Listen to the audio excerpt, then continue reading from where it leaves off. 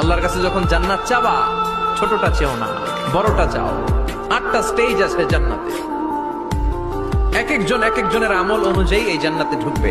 কেউ ঢুকবে জান্নাতুল মাওয়াতে, কেউ জান্নাতুল নাঈমে, কেউ জান্নাতুল আদানের ভেতরে, কেউ দারুল কারার, দারুল খুলদ, দারুল মাকাম, ইল্লিয়ুন এগুলোতে ঢুকবে। আমরা সবাই যেন জান্নাতুল ফেরদাউসের অধিবাসী হতে পারি। সূরাতুল মুমিনুনের শুরুতে আল্লাহ তাআলা মুমিনদের 7টা গুণের কথা বলেছেন। আল্লাহ বলেছেন, উলাইকা হুমুল ওয়ারিসুন আল্লাযীনা হুম ইয়ারিসুনাল ফিরদাউসা হুম ফিহা খালিদুন।